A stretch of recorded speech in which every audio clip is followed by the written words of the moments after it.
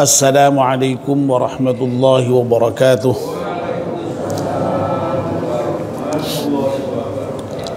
Bismillahirrahmanirrahim. Alhamdulillahi rabbil alamin. Wassalatu wassalamu ala asyrafil mursalin sayyidina wa maulana Muhammad wa ala alihi wa sahbihi ajma'in, amma ba'd. Ibu-ibu, bapak dan saudara sekalian, jamaah salat maghrib Masjid At-Taqwa yang insyaallah dimuliakan dan dirahmati Allah Subhanahu wa taala. Alhamdulillah, kita panjatkan syukur kepada Allah Subhanahu wa taala yang pada malam hari ini atas limpahan rahmat dan nikmatnya kita semua bisa hadir di masjid salat maghrib berjamaah, dan sekarang kita masih melanjutkannya dengan melakukan kajian ba'da maghrib. Tentu kita semua mohon pada Allah Subhanahu wa taala semoga seluruh rangkaian ibadah kita di malam hari ini diterima oleh Allah Subhanahu wa taala. Amin ya rabbal alamin.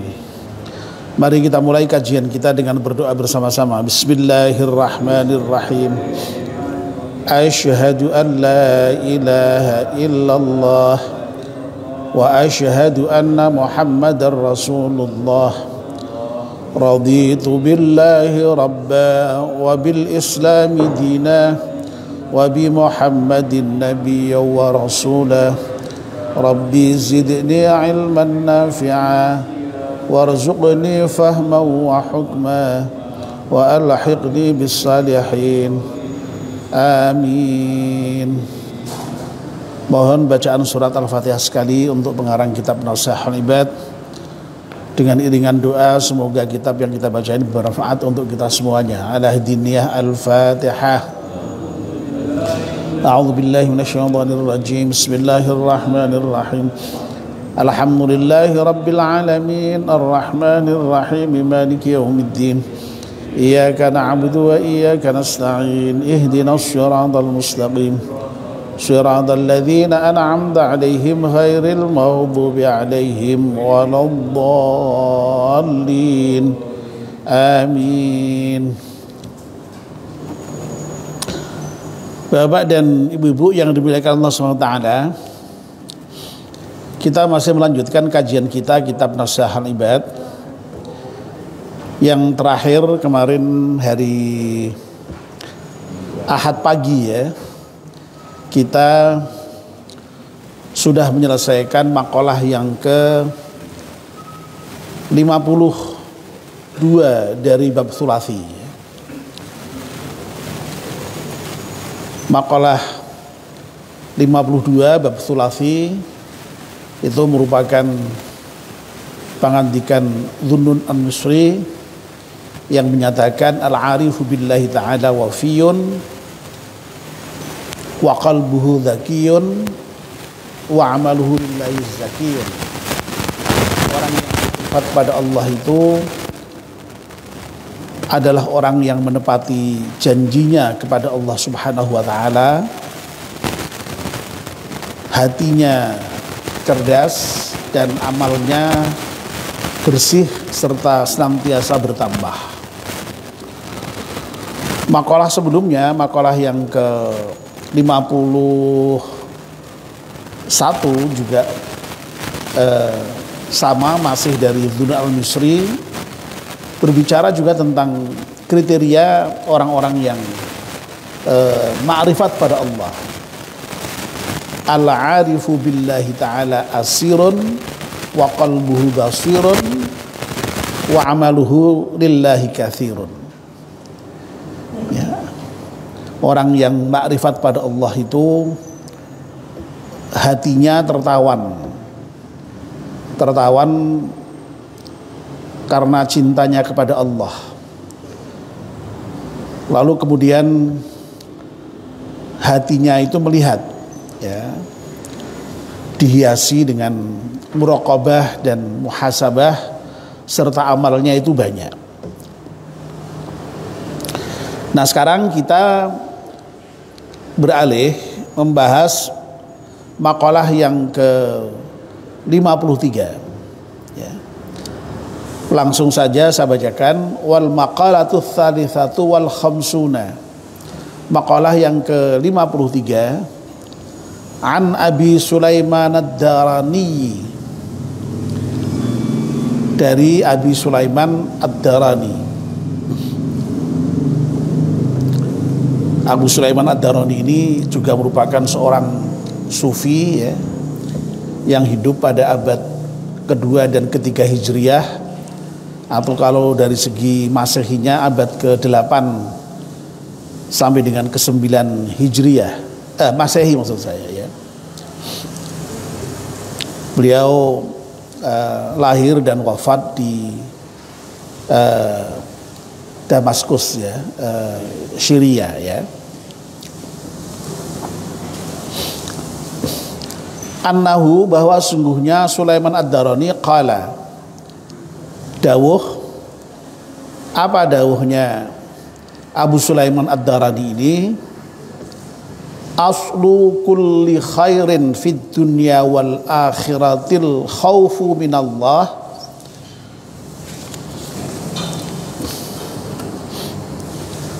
wa miftahud dunya asyiba wa miftahul akhirati al-ju'.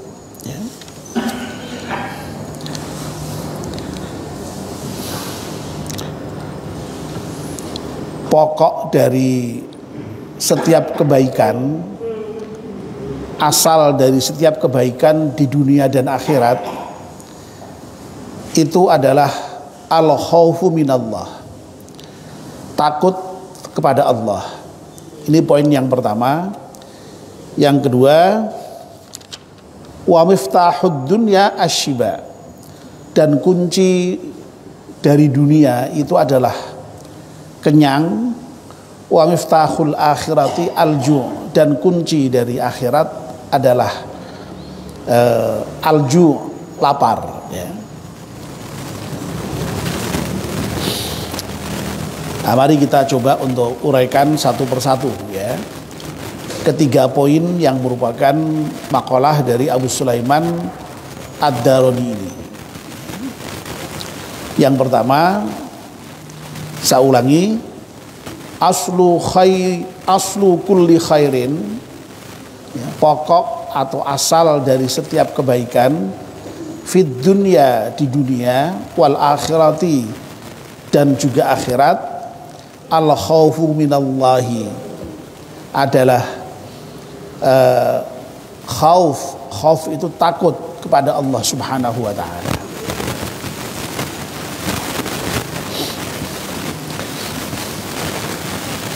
Jadi ya, kalau dikatakan pangkal atau asal itu ya yang menjadi penyebab ya, menjadi penyebab kebaikan di dunia dan akhirat berarti.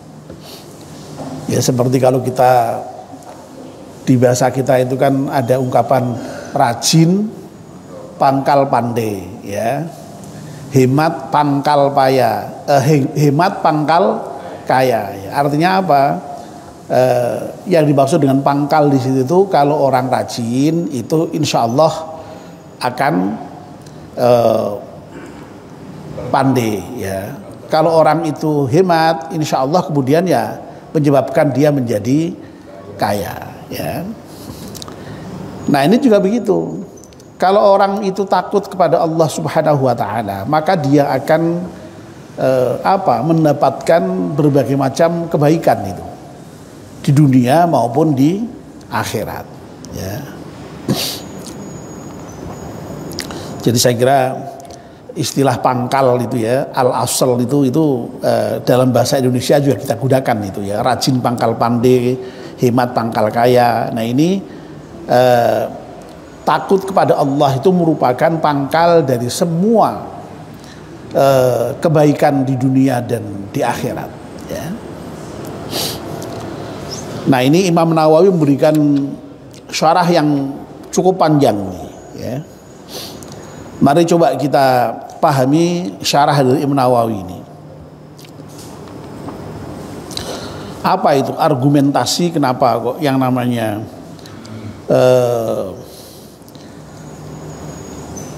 takut pada Allah itu menjadi pangkal dari semua kebaikan di dunia dan di akhirat.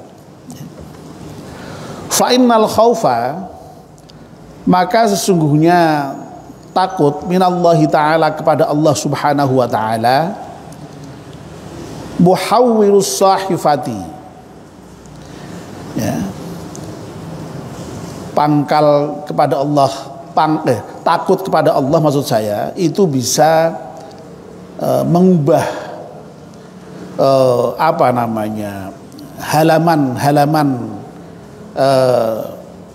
halaman di sini maksudnya halaman catatan-catatan rapot kita itu ya di hadapan Allah Subhanahu wa taala.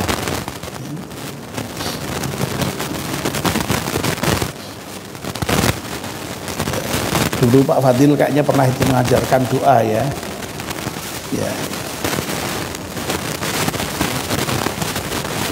Ya muhawwilal ahwal, hawwil halana ila ahsanil hal, gitu ya. Ini muhawwil itu maksudnya bisa mengubah ya. Allah itu merupakan zat yang muhawwilal ahwal, yang bisa mengubah kondisi ya.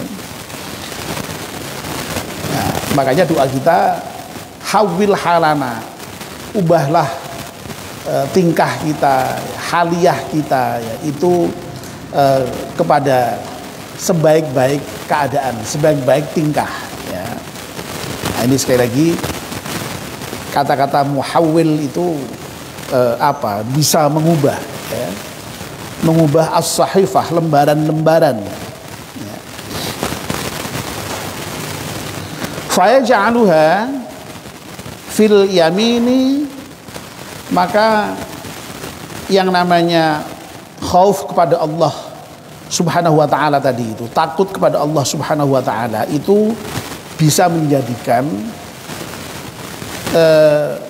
fil yamini, ke dalam tangan kanan, ba'da an hawat ila shimali, sesudah sebelumnya itu hawat itu bisa jatuh, bisa turun ila shimali, ke tangan kiri ya.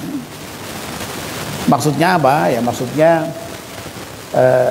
yang namanya takut kepada Allah itu bisa mengubah orang yang semula katakanlah sudah ditentukan untuk buruk ya, lalu kemudian dia mestinya itu menerima hisab dengan tangan kiri, itu kemudian diubah menjadi ke tangan kanan ya. Itu gara-gara apa ya? Gara-gara takut kepada Allah itu. Karena dengan takut kepada Allah itu orang lalu kemudian ya tentu akan beramal baik ya, menghindari amal yang buruk ya, ya supaya terhindar dari siksa Allah itu, sehingga kemudian lalu akhirnya dia menerima lembaran-lembaran catatannya itu tidak dengan tangan kiri tetapi dengan tangan kanan ya. Gambaran nanti ketika kita sehabis dihisab oleh Allah SWT, ketika kita menerima hisab dari Allah itu kan disimbolkan dengan ketika kita menerima catatan kita itu. Kalau kita menerima catatan kita itu dengan tangan kanan, itu tandanya amal kita baik. Tapi kalau kita menerima kok dengan tangan kiri kita, itu tandanya hisabnya tidak baik ya. Jadi itu sampai sebegitunya itu yang namanya takut kepada Allah itu ya.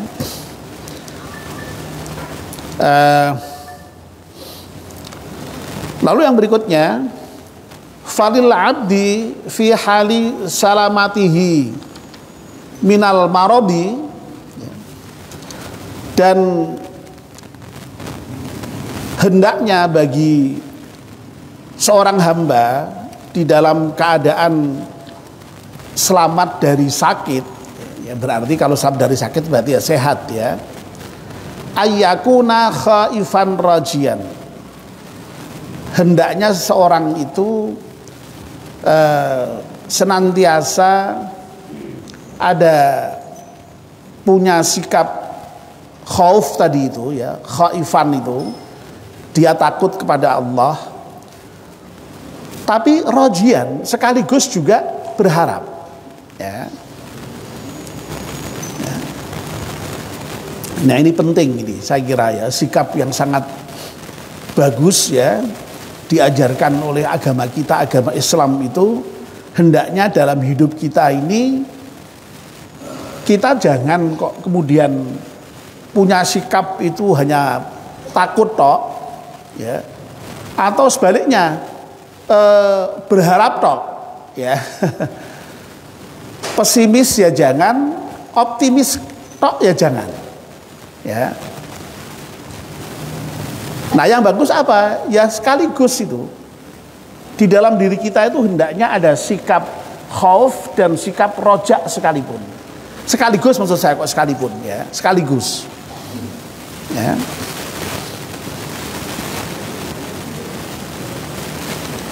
Waktu saya pergi haji tahun berapa itu ya, tahun yang pertama itu tahun 2006 ya. Itu saya ketika di apa namanya itu di Mina ya, sehabis melempar jumroh itu ya, menyempatkan jamaah di masjid itu ya, dan kebetulan di masjid itu kan, oh bukan kebetulan ya, memang selalu ada yang ceramah kan ya. Nah, itu kebetulan materinya ceramah apa namanya, tentang khauf dan roja ini ya, dan materi ceramahnya tentang khauf dan roja ini dikaitkan langsung dengan ibadah haji ya. Ya, jadi penceramah itu ya kebetulan orang Arab sehingga berbahasa Arab. Kalau di apa namanya, di Arab itu kan kalau musim haji seringkali di masjid-masjid itu kan ya tergantung ininya, tergantung jamaah masjidnya itu. Kalau jamaah masjidnya itu banyak orang India, biasanya yang ceramah ya orang India itu ya. Kalau masjidnya pada umumnya ya biasanya orang Arab ya. Kalau misalnya kok jamaahnya banyak orang Indonesia, kadang-kadang ya penceramahnya ya orang Indonesia ya begitu. Nah itu kebetulan pas orang Arab, tapi ya saya nyambung lah meskipun ya tidak apa namanya sepenuhnya, tapi faham saya ya. Yang disampaikan itu bahwa orang yang setelah berhaji itu, kata ini penceramah itu ya, itu hendaknya betul-betul bersyukur pada Allah Subhanahu wa taala. Karena apa? Karena apa namanya, telah diberi kesempatan untuk bisa menunaikan ibadah haji ya. Lalu kemudian ini dia kemudian memberikan mauidhah, saran ya, supaya terkait dengan ibadah hajinya itu punya sifat khauf dan roja sekaligus ya. Berharap apa? Berharap ya mudah-mudahan ya ibadah hajinya itu diterima oleh Allah Subhanahu wa taala. Coba bayangkan kalau kita itu kok sudah ibadah haji lalu tidak berharap ibadah hajinya diterima, itu kayak apa itu kan ya? Sudah membayar mahal-mahal kok tidak berharap diterima ya. Ya. Tapi berharap Pak itu ternyata juga jangan katanya. Memang perlu apa? Ada khauf juga. Khaufnya apa? Tapi jangan-jangan tidak diterima ya. Jangan-jangan. Ya. Sehingga ada kekhawatiran. Ya. Nah, kekhawatiran itulah yang kemudian menjadikan kita lalu hati-hati setelah ibadah haji itu. Ya. Orang tuh kalau sudah pergi haji kemudian merasa diterima, lalu kadang-kadang sok berbangga dengan hajinya. Lalu kemudian apa? Wah, aku wis haji, wong nak haji mabrur iki di apa namanya? Tidak ada balasan kecuali surga ya toh. Wah, apalagi saya sudah sholatnya di Masjidil Haram, di Masjidil Haram itu sholat dilipat gandakan 100.000 kali, di Madinah dihendakan sampai 1000 kali, wah wes surplus pahala, kira-kira begitu ya. Jadi ya itu benar, boleh itu dari sisi rojaknya bang seperti itu. Tapi jangan hanya begitu, kalau seperti itu nanti ya terus kemudian lalu bisa lupa tadi itu, kemudian dikiranya kalau sudah haji itu wah sudah susuk itu, ibarat orang surplus pahala itu ya. Loh itu kan begitu kan kalau diterima, nah kalau tidak ya kan begitu ya. Jadi harus khawatir, ada sifat rojak sekaligus khauf itu ya. Nah Nabi kemudian memberikan penjelasan bahwa orang yang haji mabrur itu hajinya kemudian bisa membawa kebaikan setelah haji. Nah orang itu kalau ingin hajinya diterima ya berarti setelah haji itu kemudian berusaha sekuat tenaga untuk kemudian memperbaiki dirinya, menjadikan dirinya itu lebih baik dari sebelum haji itu. Dan itu bergantung pada siapa? Pada kita sendiri. Sehingga sesungguhnya kemabruran haji itu ya tentu saja itu Allah yang menerima, tapi diantaranya adalah sebab kita yang kemudian berjuang untuk setelah haji itu menjadi lebih baik dibandingkan dengan sebelum haji. Dan itu dimungkinkan kalau dalam diri seorang itu ada sifat khauf tadi itu, khawatir jangan-jangan kalau tidak diterima itu. Nah, untuk memastikan supaya diterima, ya mabrur itu ya harus menjadi lebih baik tadi itu. Kalau lebih baik berarti insya Allah diterima itu. Wah saya mendengarkan tuh ya dalam pikiran saya, wah masuk ini. Lalu malahan yang bersangkutan itu kemudian memberikan ilustrasinya itu khauf dan rojak itu ya, itu memang harus ada di dalam seluruh kehidupan kita sebagai seorang muslim ya, supaya memang hidup kita itu seimbang ya. Jadi ibarat burung katanya ya, itu kalau ada khauf dan roja, ada rasa takut dan harap sekaligus, itu insya Allah terbangnya ya stabil ya. Tapi kalau yang ada hanya salah satunya ya, roja tok ya sengkleh, khauf tok juga sengkleh, terbangnya lalu kemudian tidak stabil tadi itu, bisa jatuh. Nah itu ya, jadi makanya ini luar biasa, ini Imam Nawawi ini memberikan nasihat ya, hendaknya seseorang itu punya sikap roja dan khauf sekaligus ya, atau dibalik sifat khauf dan sifat roja sekaligus. Jangan sampai seorang muslim itu hanya mengandalkan sifat roja saja atau khauf saja, sifat harap saja atau takut saja, pesimis saja atau optimis saja. Jadi ya takut sekaligus berharap atau berharap sekaligus takut ya. Nah kalau digabungkan itu mungkin bahasanya apa itu, menjadi apa itu? Harap-harap cemas itu barangkali mungkin ya. Jadi gabungannya itu jadi harap-harap cemas itu ya. Sebab kalau harap tok itu kita jadi ngawur nanti itu. Rumah sana wes beres itu ya, rumah sana wes surplus tadi itu ya. Tapi kalau takut tok juga waduh ya, kita bisa menjadi orang yang sangat murung ya. Khawatir terus-terusan itu juga nggak baik ya, begitu. Nah, argumennya apa orang itu kok supaya punya sifat khauf dan rojak sekaligus itu ya? Imam Nawawi masih memberikan penjelasan yang sangat bagus ini. Liyaz jarahul khaufu minal ma'asi wa yab'athahur raja'u ala iktisabil amalis salih ya. Agar supaya rasa takut kepada Allah itu bisa mencegah seseorang dari berbuat maksiat ya. Ya. Nah, ini sejalan dengan yang kemarin barusan kita bicarakan itu ya. Jadi bahwa apa namanya, orang yang takut itu ya pasti akan lari dari yang ditakuti kan ya. Kalau orang takut dengan Allah itu maksudnya takut dengan siksa Allah, maka kemudian dia pasti akan meninggalkan maksiat, lari dari maksiat itu. Karena dengan maksiat orang akan jatuh ke neraka tadi itu. Ya. Ya, jadi apa namanya? Khauf itu saudara sekalian ya, Bapak dan Ibu-ibu, rasa takut kepada Allah itu bisa mencegah seseorang untuk takut berbuat maksiat ya.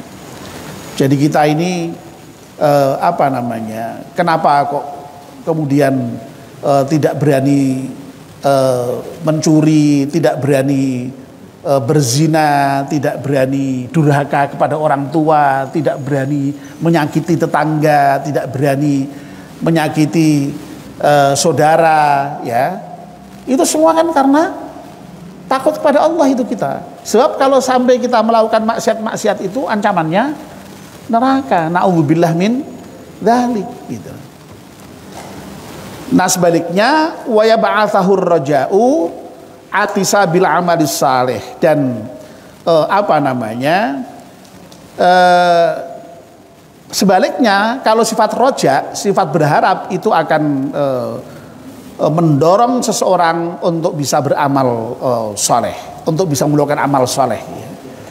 Itu karena berharap itu, karena adanya sifat roja kepada Allah Subhanahu Wa Taala ya. Karena kita akan berharap rahmat Allah, maka kita akan kemudian dengan mudah melaksanakan perintah-perintah Allah itu ya. Langsung kita lanjutkan ya, supaya malam ini kalau bisa selesai di poin yang pertama ini. Kalau tidak ya kita teruskan, agak panjang soalnya ini. Lalu berikutnya ya, Imam Nawawi masih menjelaskan wa ibadatur raji afdalu li ghalabati mahabbatillahi fihi fawqal khaifi. Wa ibadatur raji, ibadahnya seorang yang berharap kepada Allah ya. Ibadahnya orang yang berharap akan rahmat Allah afdal, itu lebih utama ya. Ya. Karena apa? Li ghalabati mahabbatillahi fihi fawqal khaifi ya. Kenapa kok bisa lebih utama ibadah orang yang berharap tadi itu? Ya karena orang ketika melakukan ibadah karena berharap akan rahmat Allah, pahala dari Allah, itu berarti mahabbahnya kepada Allah mengalahkan takutnya kepada Allah ya. Ini penting saya kira ini untuk dicermati ini ya. Jadi kalau kita beribadah ya, beribadahnya itu karena takut akan siksa Allah, dengan karena cinta kepada Allah, berharap rahmat Allah, itu ternyata lebih utama. Kalau beribadahnya itu lebih karena cintanya kepada Allah ya. Jadi kalau kita sholat ya, sholat itu kalau ditanya misalnya kita ini ya, kamu kok sholat itu karena apa? Karena saya kepingin mendapatkan surganya Allah misalnya ya. Itu lebih bagus dibandingkan kalau kita, kenapa kamu sholat? Ya karena saya takut dengan nerakanya Allah. Jadi ibadah karena cinta itu lebih utama dibandingkan dengan ibadah karena takut ya. Yang meskipun ibadah karena takut juga tidak salah, benar juga, memang kita harus takut kepada Allah. Tapi takut kepada Allah itu ternyata sekali lagi apa namanya, yang tadi dengan takut itu kita akan terhindar dari maksiat tadi itu, tapi masih diutamakan kalau kita itu beribadah lebih didasarkan karena mahabbah kepada Allah ya. Nah, ini menarik, ini berarti ya menarik. Jadi karena apa? Karena kalau takut kepada Allah itu lalu yang menonjol dari Allah itu lalu sifat apa namanya, kejamnya Allah, sifat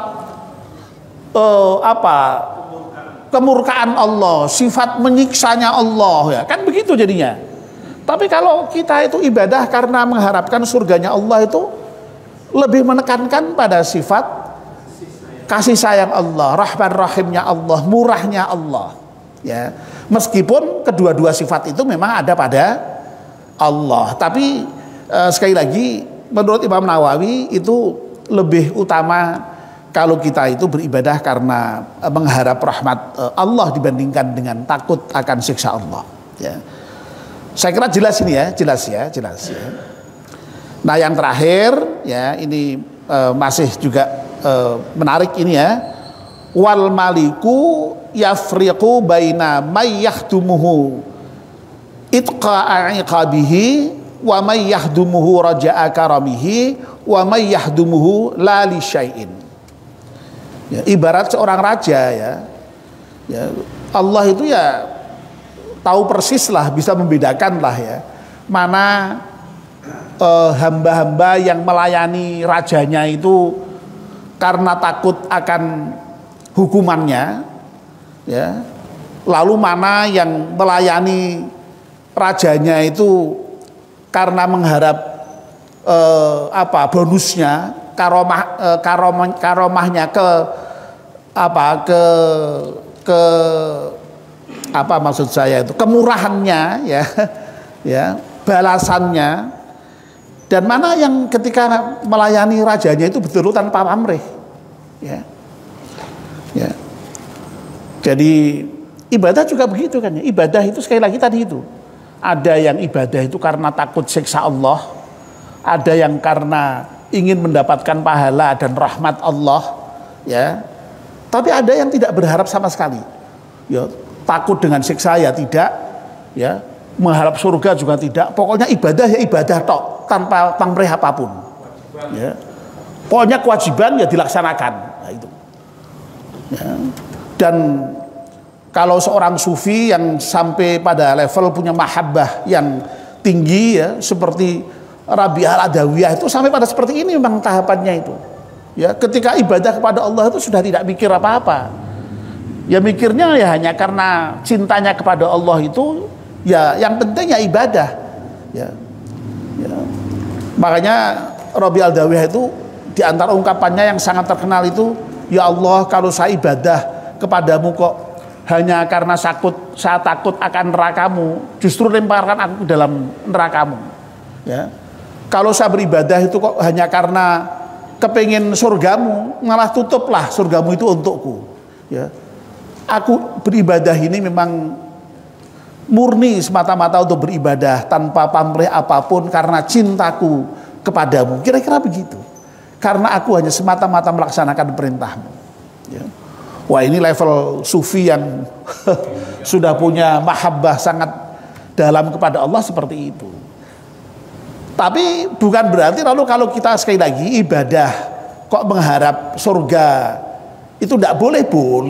Ibadah mengharap dihindarkan dari siksa neraka juga boleh. Wah, memang Allah sendiri menjelaskan dalam Al-Quran itu, barang siapa yang beramal soleh, beriman, sholat, zakat, itu terhindar dari neraka dan akan masuk surga. Sehingga tidak masalah itu, kita itu ibadah kok mengharap surga, ibadah takut neraka, itu tidak masalah, boleh.